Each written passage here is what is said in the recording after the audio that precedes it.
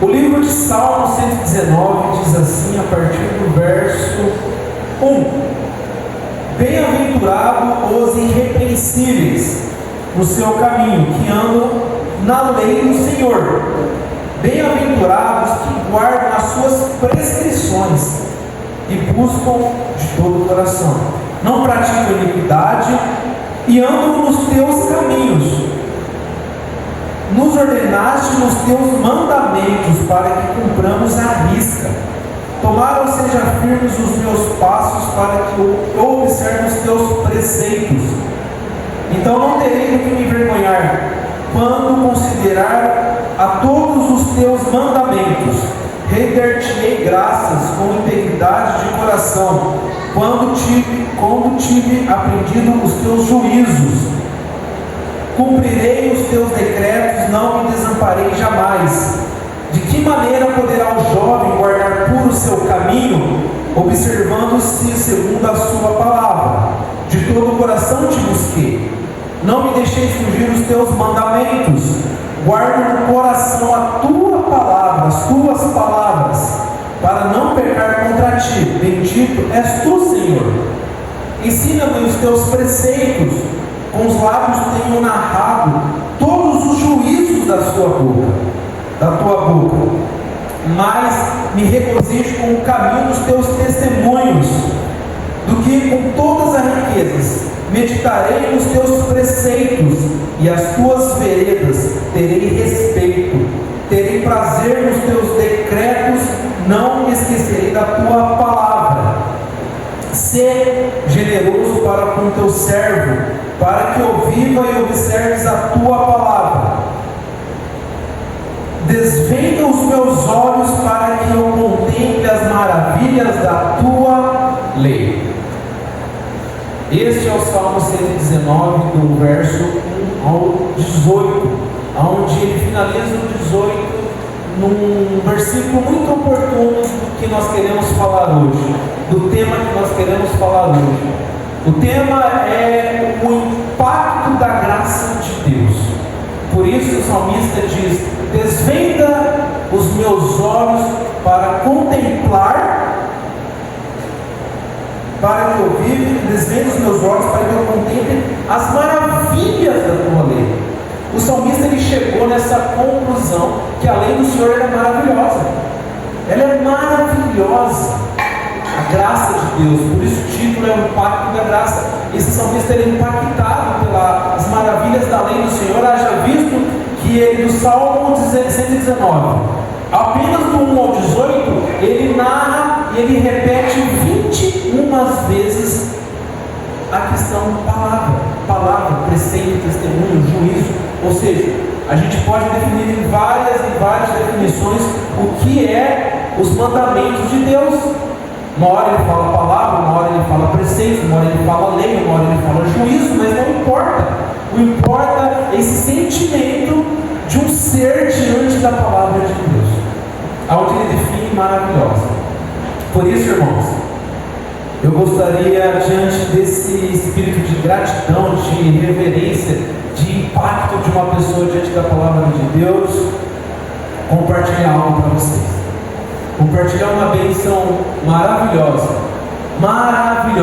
assim como diz o salmista, que eu gostaria de compartilhar com vocês. Não o compartilhamento que eu dei quarta-feira para vocês, que alguns irmãos estavam aqui, mas eu gostaria de compartilhar uma outra bênção, um pouco parecida, mas é que desde quarta que eu estive aqui, eu compartilhei algumas bênçãos, mas a partir de lá, eu trabalhei quarta, quinta, sexta-feira no meu trabalho, fui e voltei para o meu meio de transporte, com a gasolina que Deus me dá, mas lá eu tive todas as oportunidades de trabalhar, de ter as minhas produções. E teve um dia que eu cheguei, aliás, todos os dias eu chego, o Estevão vai lá, me encontra, grita, dá um abraço em mim, a Gabi me encontra, me dá um beijo gostoso, um abraço gostoso, e a gente conversa no dia como foi amanhã, como que foi. Mas no sábado, eu tive um momento muito bom, tive um momento de descanso. Toda vez eu acordo, eu vou lá na cozinha com meus pés, eu faço um café, tomo uma água, volto do trabalho. No sábado eu tenho aquela cama gostosa que eu descanso, eu acordo com a minha família. E mais importante é que nessa semana, eu tive uma semana maravilhosa. Pelo simples fato de que a Gabi, ela não gritou, ela não teve surtos psicóticos. Essa semana, graças a Deus, a Gabi, ela não ficou gritando a noite inteira no meu ouvido. Eu consegui dormir, consegui descansar, sem gritos na minha cabeça. Essa semana, eu não tive problema de saúde, a minha diabetes está totalmente regulada, graças a Deus, essa semana. E diante disso eu queria compartilhar essas bênçãos com vocês, irmãos, porque vocês são pessoas importantes na minha vida. Então vocês são dignos de ouvir esses compartilhamentos de bênção. Porque tem gente que tem problema de gripe em casa, tem gente que tem problema de surtos psicóticos em casa, tem gente que tem pai, tem filho, tem mãe com problemas psicóticos em casa, que não conseguem dormir. E quando isso não acontece, gosto de compartilhar a minha bênção, é que essa semana eu consegui descansar, porque o meu familiar não teve esses problemas. Nós temos, eu falei da minha diabetes, porque tem gente que tem diabetes, tem que regular, tem que medir, e eu não passo por esses problemas, por isso que eu queria compartilhar, irmãos, com vocês as maravilhas dessa semana. De ir lá na minha cozinha, ter uma geladeira, ter um café, ter uma água gostosa, ter uma cama, eu ir com os meus pés andando, abrir a geladeira com a minha mão e pegar uma água, tomar e ir trabalhar e voltar a trabalhar e chegar até o almoço em casa. Essa é as bênçãos que eu queria compartilhar com vocês. Mais do que isso, eu gostaria de compartilhar um vídeo com vocês. Mais do que isso, eu gostaria de que vocês prestassem atenção nesse vídeo com essa pessoa, um vídeo bem curtinho, para nós continuarmos. Sassá, apaga a luz, por favor, para nós continuarmos a nossa pregação. Essa é a história de um homem que desde criança sonhava em dirigir.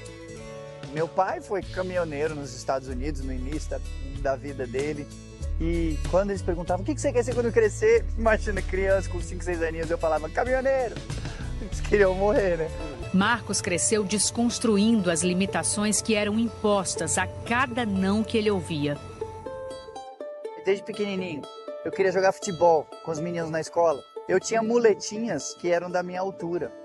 E essas muletinhas eu colocava no braço, botava elas para frente, dobrava o abdômen e corria o campo inteiro, sem a menor dificuldade. Ali foi o primeiro impacto. Ali foi quando eu entendi que eu conseguia qualquer coisa. Ele nasceu com a síndrome de Hirschner-Hanhart, que impede o desenvolvimento dos braços e das pernas e afeta 1 a cada 500 mil pessoas no mundo.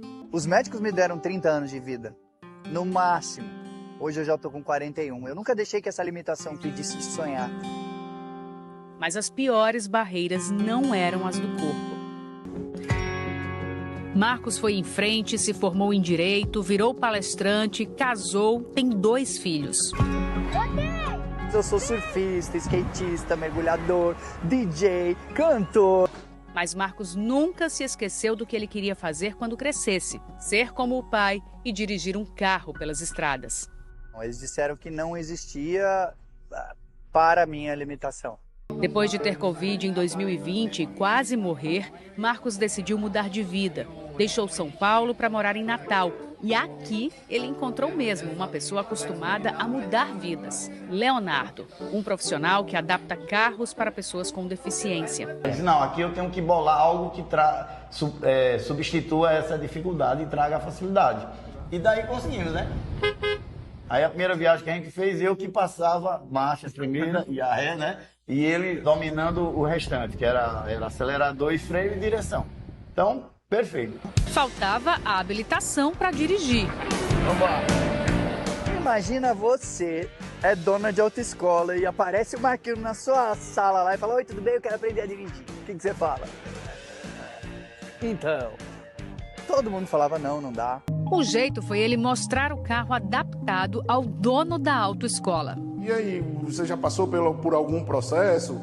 Aí ele disse, não fiz o processo ainda. Aí eu fui, encaminhei ele foi, fez o processo todo, né? Passou de primeira na prova teórica e foi tudo muito rápido, né? Não demorou 2 meses, ele já estava habilitado. Com habilitação e carro legalizado, agora faltam mais uns 3.000 quilômetros até a realização completa do sonho. E o meu maior desafio de todos vai ser agora pegar a estrada. Eu vou de Natal até São Paulo dirigindo. E eu vou fazer questão de parar em cada capital e aproveitar um pouquinho dessa jornada. Pelas estradas do Brasil, Marcos vai seguir em frente, sem limites, certo de que sonhos são feitos para se realizar. Eu falo uma coisa que talvez você fique chocada ou ache que é estranho, mas eu sou grato a Deus por ter nascido nesse corpo, porque eu entendo o tamanho da minha missão nesse mundo. Galera, eu sou o Marcos Rossi e eu nasci sem os 2 braços e sem as 2 pernas. Os médicos me deram uma previsão de vida, de viver até no máximo, 30 anos de idade. Você não tem problema, galera. Você não tem problema na sua vida.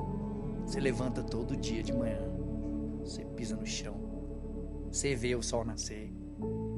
Você não precisa de ninguém para te dar uma água quando você está dando entrevista e a garrafinha está em cima da mesa. Você não precisa de ninguém para te dar comida quando você tem fome, te trocar, te levar no banheiro quando você tem as necessidades básicas, véio. Você tá apertado pra caramba, mas não tem ninguém para te levar. O que você tem na sua vida são situações, galera. E todas as situações a gente pode resolver. Eu não tenho nada. Eu faço tudo. A maioria das pessoas tem tudo. E não faz nada. Não faz nada, não. Vamos corrigir. Decidem não fazer nada. Esse cidadão chama Marcos Rossi. Eu conheci há pouco tempo atrás, quando compartilhei aqui nessa própria igreja, em Campinas. E a partir de lá eu queria até te trazer para a igreja algum vídeo, né, expondo um pouco mais sobre a vida dele. Por isso eu estou apresentando hoje. Porque eu não sei se ele é ou se ele não é cristão. A questão não é essa. Mas a mensagem que ele passa acerca de como ele se lida com problemas ou como nós construímos problemas. Porque eu falo, nós podemos ter problemas, mas muitas vezes a maioria dos nossos problemas não é um problema. A maioria dos nossos problemas de casamento, problema financeiro, problema ministerial, problema na igreja, problema no casamento, na família, com os filhos, no trabalho, a maioria desses problemas é a falta de um Deus, é a falta de Deus na vida. Um divórcio, problemas nas finanças, problemas no trabalho, problemas de divisões, problemas de que nós causamos é a falta de um Senhor que manda nas nossas vidas, que direciona as nossas vidas, aquele que manda, aquele que direciona, aquele que fala, aquele que determina as nossas decisões. Por isso o salmista, ele em 18 versículos, ele pontua 21 vezes a palavra de Deus. A palavra de Deus, ela é a resolução de todos os problemas do ser humano, até o da morte. O problema da morte é resolvido através da palavra de Deus. Talvez você possa ter um problema de morte familiar, está resolvido no sangue de Jesus. Um problema no casamento, problema com o filho, problema no trabalho, eles estão resolvidos no sangue de Jesus. O problema é que muitas vezes nós queremos nos tornar feiticeiros. Nós queremos nos tornar feiticeiros da religião. Nós queremos, sem a palavra, nós temos transformações. Nós queremos, sem o poder da palavra de Deus, nós resolvemos os nossos problemas. E é impossível, a não ser que nós nos tornamos desobedientes a Deus e nos tornamos feiticeiros. Aí coloca um copo de água ali, coloca um sal ali, faz uma oração aqui, faz alguma coisa fervorosa ali, vai para algum lugar especial, traz alguma pessoa com um poder especial de destravar, um poder especial de resolver, uma oração especial, alguma instituição especial, algum culto especial para que as nossas vidas sejam resolvidas. E nós começamos a nos tornarmos crentes feiticeiros. É a classe cristã, a atual classe cristã do momento. Sem a palavra, mas com desejo de transformação. Esse é o problema das nossas vidas. É a falta da palavra.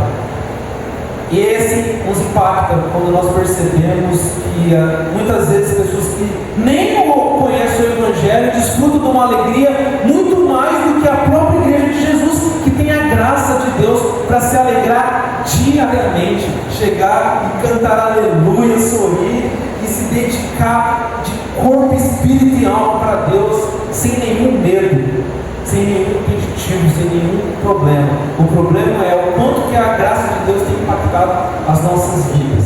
Essa é a pergunta que a gente quer responder hoje. Você se impactou com a glória de Deus? Talvez o nosso pedido é: Senhor, desvende os nossos olhos para que a gente veja as maravilhas da tua lei. Essa é a grande questão.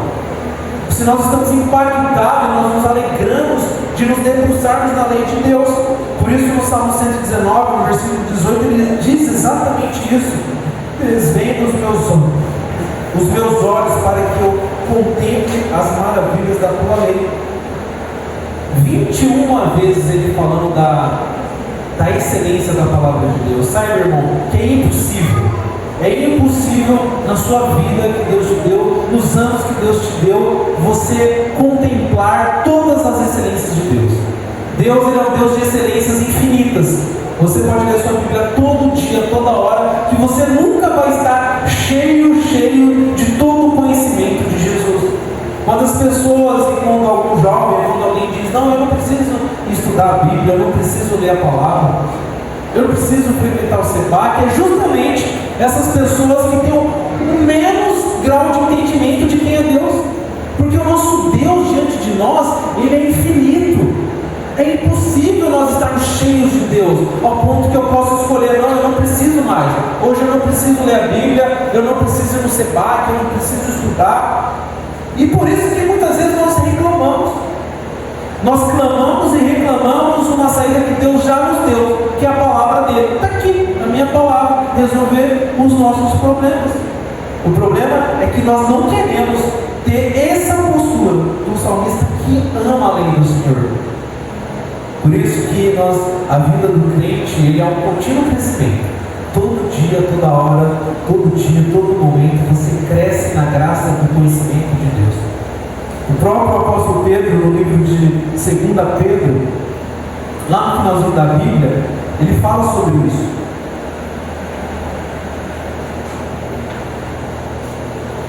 No livro de 2 Pedro, ele diz assim, no capítulo 3, versículo 18: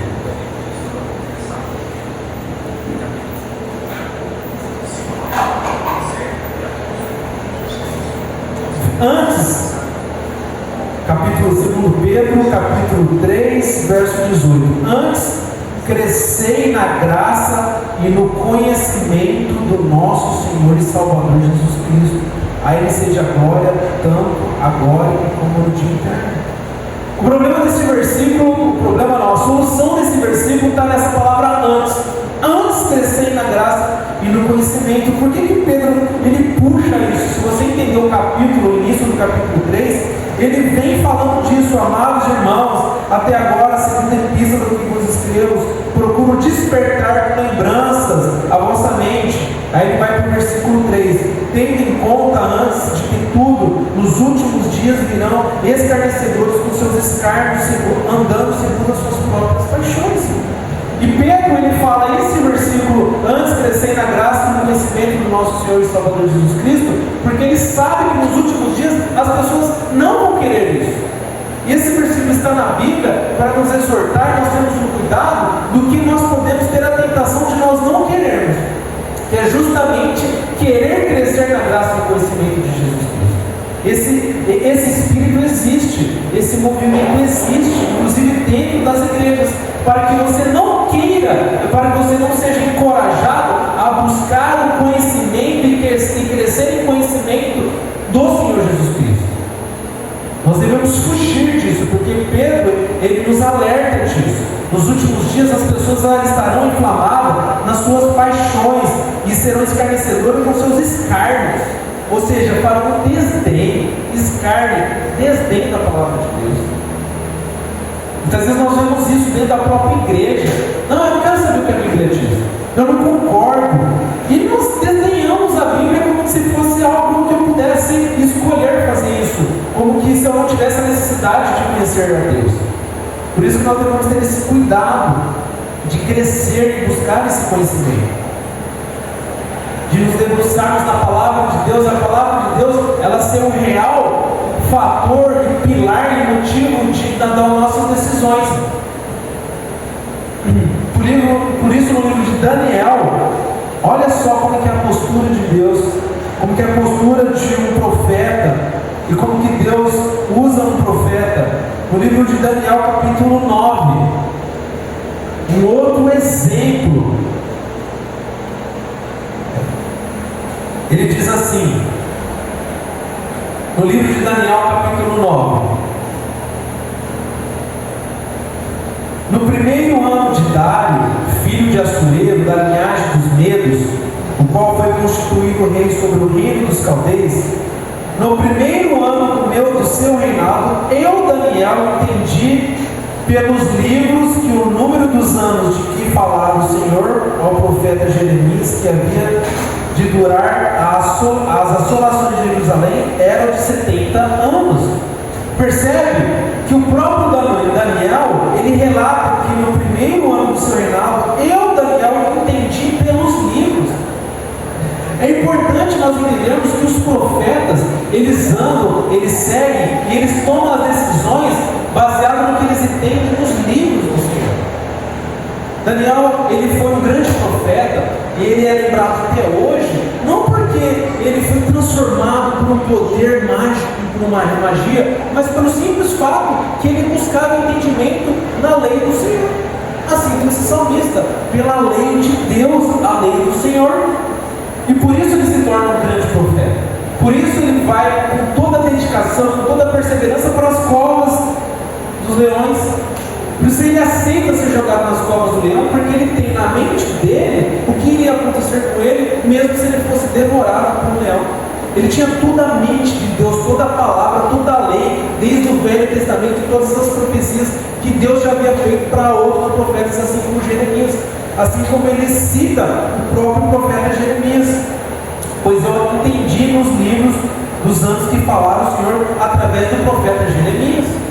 E toda a decisão de Daniel é baseada no que ele leu, no que ele entendeu.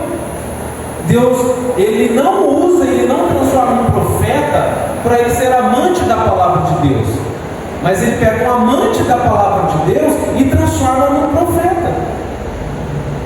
Por isso é importante, irmãos, entendermos que nós não veremos milagres, nós não veremos mudanças e nós não veremos soluções de problemas se nós não debruçarmos na lei de Deus. Deus não transforma as nossas vidas pelo simples fato, porque nós não aprendemos a enxergar milagres. Se a gente não lê a Bíblia, Deus não desvenda os nossos olhos como Ele vê. Nós passamos a enxergar como eu vejo. E muitas vezes os meus olhares é tendencioso, é viciado. Ele quer olhar para o negativo, ele quer olhar para o problema, pelo simples fato de eu esquecer as maravilhas de Deus. Eu só não esqueço das maravilhas de Deus porque eu leio a Bíblia. Você só não vai esquecer das maravilhas de Deus porque você lembra das promessas de Deus. Por isso é importante nós termos a visão de Daniel. Deus só vai transformar as nossas vidas, nós só iremos perceber os milagres que acontecem quando realmente nós temos a mente de Deus, quando nós temos a lei de Deus.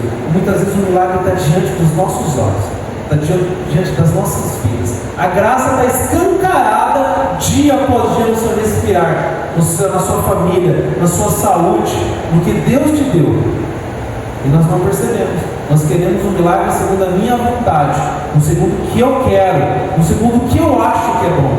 Assim como Eva errou, assim como ela achou que era bom para ela, ela troca tudo que Deus deu para ela em troca do que ela achava que era bom.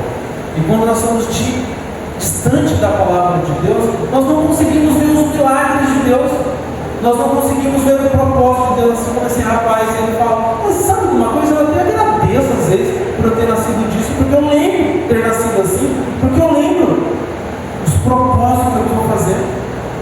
Muitas vezes nós não conseguimos impactar a nossa igreja de Jesus, impactar como um jovem rapaz sem braço, sem perna, porque nós estamos sem um relacionamento com Deus. Pelo simples fato que nós não estamos debruçados na palavra de Deus, e nós não estamos exercitando a nossa mente a olhar milagres de Deus.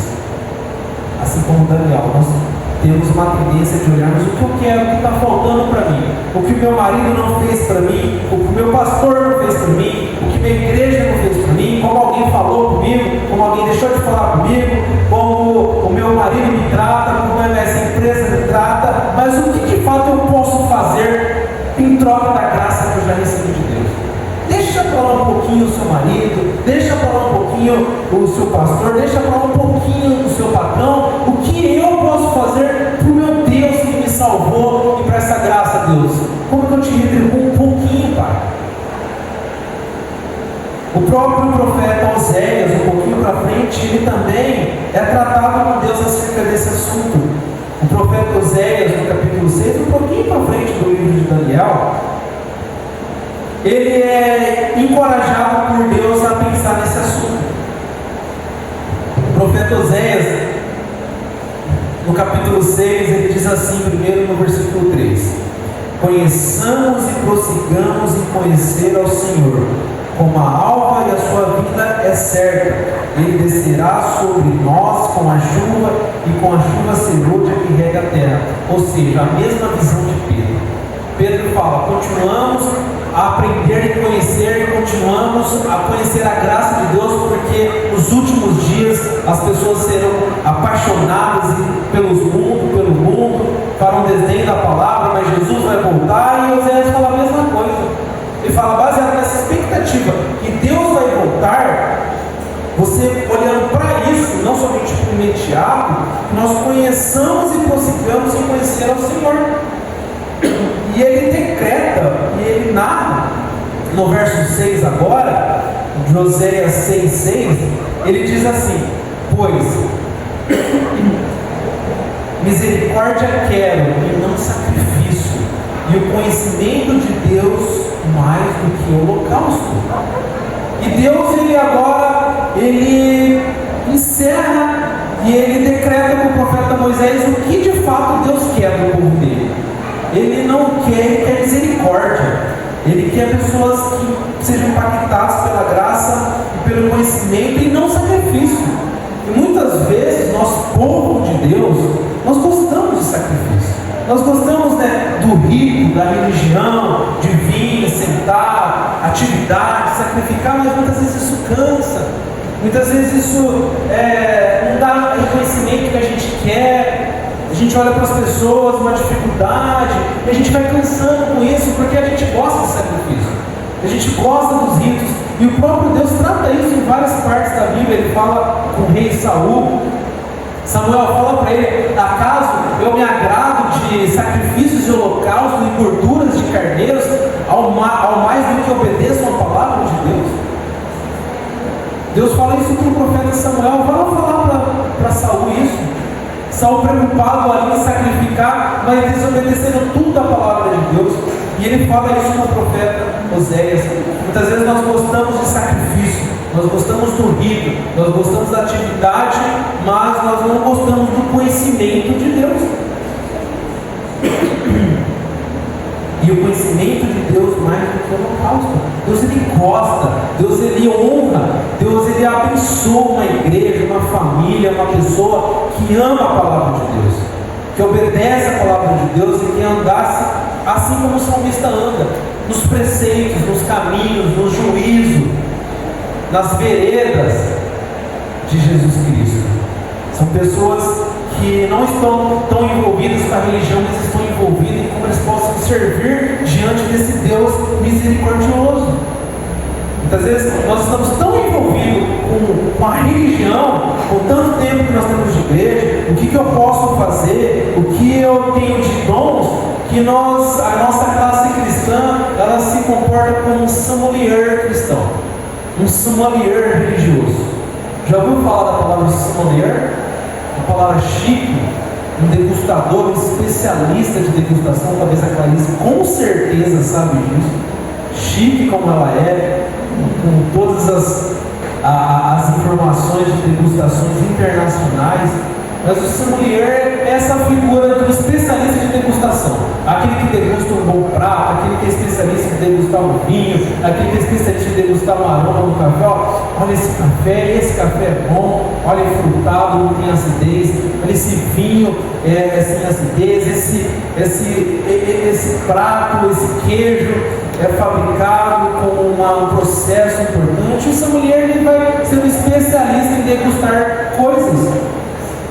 E muitas vezes nós nos tornamos especialistas em degustar na igreja de Jesus. Essa igreja não tem muitos jovens, essa igreja tem mais jovens. Deixa eu ver um louvor dessa igreja. Essa igreja tem um louvor legal, não tem um louvor legal. Deixa eu ver como que esse pastor prega, como ele não prega. Deixa eu ver como que é os líderes dessa igreja. Deixa eu ver, deixa eu observar. Deixa eu entender como que é essa igreja.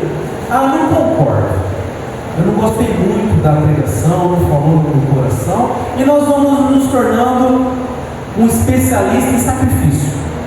Aonde eu vou sacrificar mais, ao passo aonde eu posso, Deus, servir mais ao Senhor.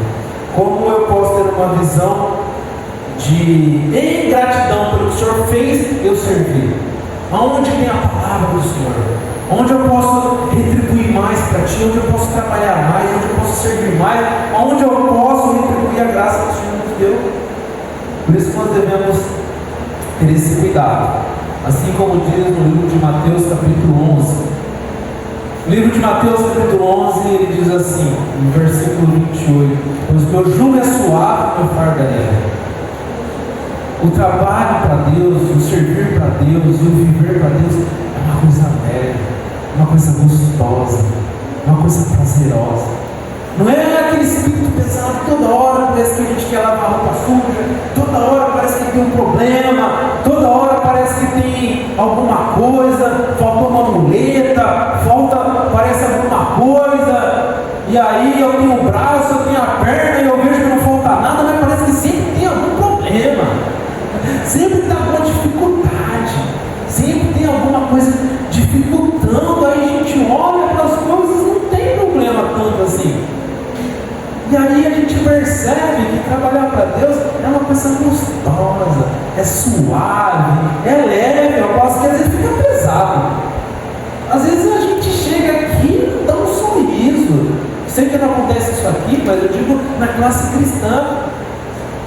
Às vezes o nosso pedido de oração é baseado no que eu posso ter, a dor, a doença, a falta, o problema, mas muitas vezes as nossas orações poderiam ser alguma coisa em volta, como que nós podemos impactar mais a garça, como que nós podemos pedir para Deus nos dar uma visão, como que Deus pode dar mais recursos para eu trabalhar mais para Deus, como que eu posso ver aonde tem limitações, que tem uma família, um vizinho que precisa de Deus, vamos orar para essas pessoas, os meus familiares que não tem Deus, que está com problema, e como que nós como igreja podemos resolver o problema dessa pessoa, para essa pessoa conhecer a graça de Deus. Por que as nossas orações poderiam ser um pouco assim, né? Eu estou com um familiar com problema, porque o meu problema talvez já foi resolvido na cruz, mas talvez o problema do vizinho não foi. Isso sim é um problema. Uma pessoa morrer sem a graça de Deus, uma pessoa morrer sem ser lavada pelo sangue de Jesus, é um problemaço. Será que nossas orações não poderiam ser baseadas nesse problema de verdade? Vamos olhar para os problemas de verdade? Ou que Deus resolva a minha saúde, porque eu quero ter um pouco mais de oportunidade de glorificar mais o Senhor. Que Deus resolva o meu problema financeiro para que eu dê glórias para Deus, eu possa ser organizado, eu possa poder por gasolina e ir buscar pessoas, baseado na glória de Deus, baseado no que Deus já fez. É leve. Se eu não tenho problema, eu quero, Deus, o máximo que o Senhor me usa, eu posso te servir, Deus. O máximo que eu puder, aproveitando esse pouquíssimo tempo de 50, 80, 90, no máximo 100 anos aqui, para te glorificar e resolver os problemas de fato das pessoas. Problemas das pessoas não conhecerem a Ti. Esse é o impacto que Deus quer que Oséias fale para o povo de Israel. Mais do que sacrifício, misericórdia. As pessoas amem a palavra, e isso só é possível se você tiver debruçado a palavra de Deus. Desvenda, Senhor, os meus olhos para que contemple as maravilhas da sua lei. E muitas vezes nós não pensamos como Deus, porque simplesmente nós não buscamos Deus. Nós passamos semanas sem ler a Bíblia. Nós passamos dias sem ler a Bíblia. Isso não pode, não deve acontecer. Às vezes, nós, sem ler a Bíblia, sem estar diante de Deus, nós não olhamos por Deus e nós não olhamos de fato somente para nós. Se você não olha para Deus, você vai olhar para você. Se você não olha para fora, você só vai olhar para você. E nesse momento você começa a não concordo, eu não quero, eu estou cansado, eu não acho, eu não concordo. E muitas vezes a gente continua não concordando. E por isso que é importante nós irmos para a palavra de Deus, para quando nós vamos concordarmos em amor pelo que Deus diz, e nós continuarmos juntos, andando, servindo, para que Deus seja mais glorificado, mais do que eu acho que deve ou não acontecer. Esse sentimento, essa é a postura que Deus espera de nós, para que nós possamos em misericórdia ajudar o irmão. Vamos aqui por esse caminho para glorificar mais Deus nesse caminho. Eu não concordo com você, eu não quero, eu não aceito. Mas, tia, como que nós juntos agora podemos unir as nossas forças para nós alcançarmos e resolver os problemas das pessoas de fato? Talvez seja isso um caminho bom. Por isso, o apóstolo Paulo, no livro de Coríntios, 1 Coríntios capítulo 15, ele diz assim, no livro de 1 Coríntios capítulo 15,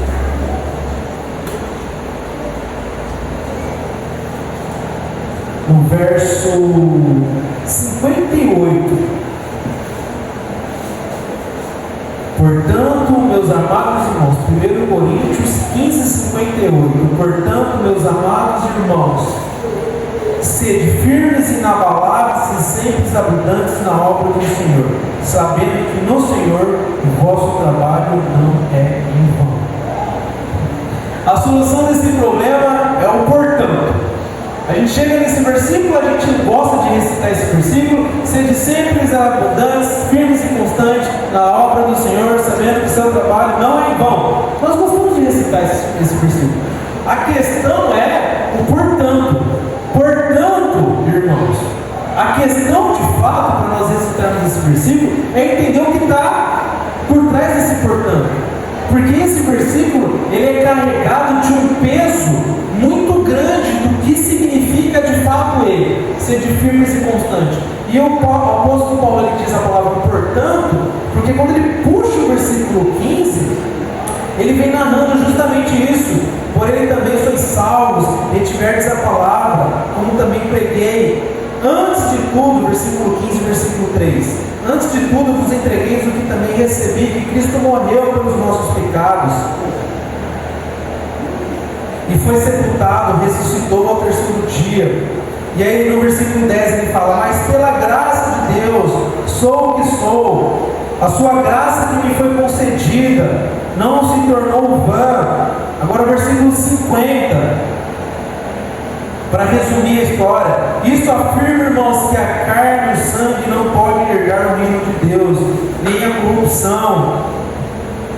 Versículo 53, porque é necessário que este corpo corruptível se revista com incorruptibilidade, e que o corpo mortal se revista da imortalidade. E quando este corpo incorruptível se vestir da incorruptibilidade, o que é mortal se revestir da imortalidade, então se cumprirás a palavra que está escrita: tragada foi a morte pela vitória. Onde está, ó morte, a tua vitória? Onde está, ó morte, o teu aguilhão? Versículo 56. O aguilhão da morte é o pecado, e a força do pecado é a lei. Versículo 57. Graças a Deus que nos dá a vitória por intermédio do nosso Senhor Jesus Cristo. Versículo 58. Portanto, meus amados irmãos, sejam firmes e constantes, sempre abundantes. Percebe só como é que é carregado, como é pesado esse versículo? Olha o significado. Sou firmes e constante, lembra do que Jesus fez por você, porque Jesus morreu, Ele ressuscitou, o que Ele fez por você pela graça, porque há de acontecer que nós não morreremos mais. espiritualmente. Se você tem Jesus, você vai viver eternamente ao lado de Jesus. Por isso, Deus, eu sou firme e constante e sempre abundante na sua obra. Por causa disso, é isso que significa ser igreja. Aqui é o menos tempo de igreja possível. Aqui é um prédio, é uma pessoa falando. Aqui é lembrar do ensino. Igreja é lá. Igreja é das portas para fora. Igreja é o seu dia a dia. Igreja é o seu espírito. É o seu sentimento espiritual. É o seu estado de espírito diante de como que você está diante de Deus. Diante de como você vai se comportar na sua casa, como esposa, como marido, como funcionário, como irmão, como filho de Deus, querendo impactar, baseado sempre nisso. O que Deus fez e o que irá de acontecer, o que irá de vir. Sempre lembrando, Jesus voltará. Ele voltará. Portanto, nos serem firmes e constantes, sempre abundantes na obra do Senhor. É baseado nisso, não para agradar o pastor, não para agradar um líder, não para agradar um ministério de louvor, não para agradar a cidade, alguém, mas porque Deus já fez e porque Ele vai voltar. Eu quero que pessoas conheçam isso daí. Você tem essa expectativa? A pergunta é essa. A sua força, a sua alegria, ela vem dessa expectativa que Jesus vai voltar. Você vem para o culto, você trabalha com essa expectativa, você acorda amanhã com a expectativa que Jesus vai voltar. Essa é uma pergunta.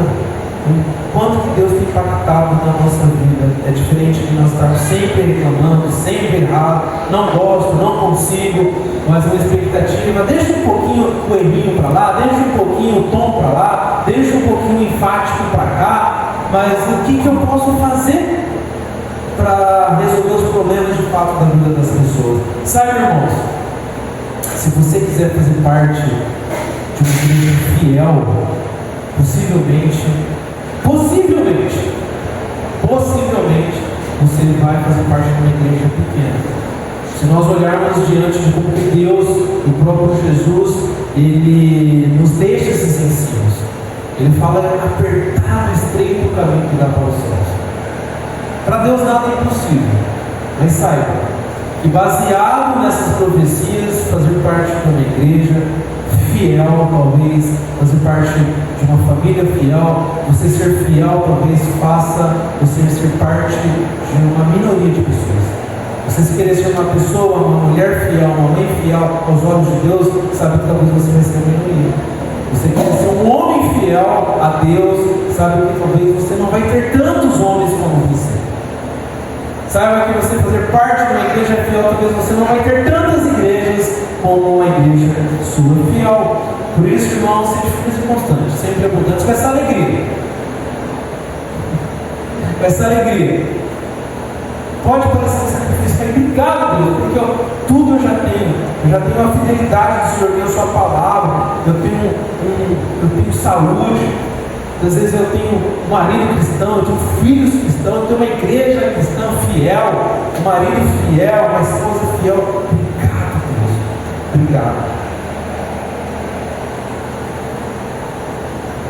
A pergunta é quão dispostos nós estamos para perseverar, para servir pelo que já foi recebido. A palavra gratidão, ela tem origem do grego gratia, que derivou a palavra graça, que significa justamente reconhecimento de algo que alguém fez por você. E muitas vezes, irmãos, por isso que nós começamos com esse vídeo. Por isso, irmãos, eu comecei quarto, e por isso, irmãos, eu comecei hoje. Com pequenas gratidões. Obrigado, Deus, pelas minhas pernas, pelo microfone, por esse ventilador. Obrigado por esse calor que faz crescer a agricultura, crescer as frutas. Obrigado por meu carro que tem ar-condicionado. Obrigado pela minha geladeira que eu tenho em casa. Obrigado, Deus, pela minha saúde. Obrigado por na minha casa não ter ninguém gritando à noite, eu tenho que ficar acordando. Obrigado, Deus, por essa luz. Obrigado pela sua palavra. Obrigado porque eu tenho 2 braços, tenho 2 pernas. Obrigado, Deus, porque eu não tenho problema. Porque o Senhor O que eu tenho é situações que muitas vezes eu decido não resolver. Eu tenho tudo: 2 carros, 3 carros, banco de couro, celular, melhores marcas. Não tem problema. Nós temos problema. Muitas vezes a gente não tem impacto da graça, a gente não entende a palavra graça, gratia, que é graça para alguém que fez, porque a gente não aprendeu e a gente não exercita gratidão nas simples coisas. E para a gente entender a graça de Deus, não tem como você entender uma graça tão grande se a gente não entende uma graça pequenininha. Por isso, agradeça a sua esposa no almoço que ela faz, agradeça ao seu marido quando ele sai para trabalhar, agradeça a Deus a tudo. Deus, obrigado pela sua geladeira, por essa água fresca. Agradeça a tudo que você enxerga, que você respira, pela saúde dos seus filhos, dos seus netos. Agradeça. Talvez a gente consiga exercitar tanto que a gente pode chegar num nível de entender o que é a graça de Deus. Talvez a gente consiga entender o que Deus fez pela gente. Chegar no nível dessa graça enorme, gigante, maravilhosa, a gente possa falar assim como o salmista: desvia os meus olhos para eu entender as maravilhas da sua lei. E talvez os probleminhas a gente deixa passar. Talvez nesse momento os probleminhas a gente não vai perceber, a sujeirinha lá no cantinho, porque a graça é muito grande, o trabalho é muito grande. Eu vou trabalhar, eu vou fazer, porque eu começo a enxergar a graça. Saiba, irmãos, que no livro de Atos, capítulo 1, versículo 8, Jesus, ele deu uma das últimas ordenanças aos seus discípulos. Ele diz assim: e farei descer em vocês poder, para que sejam, através do Espírito, para que sejam as minhas testemunhas em toda Jerusalém, Judeia e até os fins da terra. Esse versículo de Atos, capítulo 1, versículo 8, talvez no português ele não traz o verdadeiro sentido do que ele representa. Quando Jesus ele diz: e farei descer em vós poder, que é a palavra no grego dunamis, que é um poder contínuo, que vem do dínamo, ou seja, uma energia contínua. O dunamis, ou seja, eu farei descer por vocês poder contínuo através do Espírito Santo, para que sejais a minha testemunha em Jerusalém, Judeia, até os confins da terra. O problema talvez seja a concordância da palavra testemunho. A palavra do testemunho, sereis a minha testemunha em toda Jerusalém, confins da terra, ela está muito longe do que quer dizer a palavra que foi dita no grego, a palavra real no grego. Quando Jesus diz: e serei minhas testemunhas, no grego ele narra: e serei meus mártires. A palavra no grego dita no original, que foi traduzida para testemunha, a palavra mártires, e serei os meus mártires, que deriva da palavra marcos, mártir.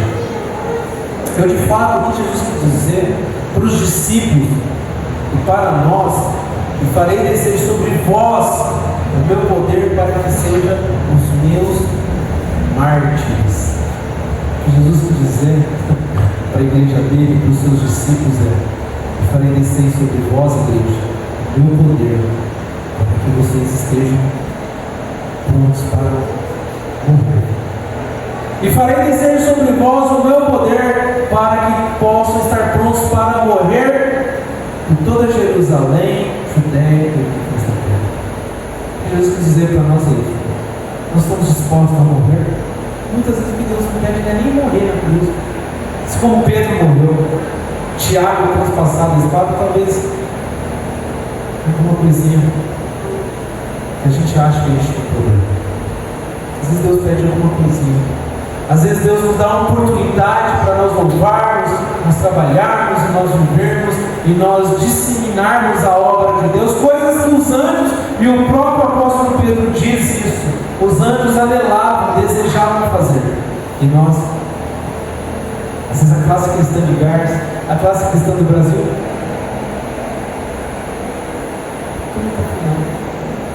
coisas que os anjos estão nas religiões celestiais, eles sabem, eles veem, eles estão conectados, eles sabem quanto isso é grande. Nosso desafio, a nossa oração é fazer e pedir: Deus, desvenda meus olhos, por favor, para que eu contemple as maravilhas da tua lei. Isso é de fato por isso que nós estamos aqui. Uma coisa que vai acontecer grande, que já está acontecendo. A volta de Jesus. O que nós podemos fazer é participar disso e anunciar as maravilhas da lei do Senhor. Amém?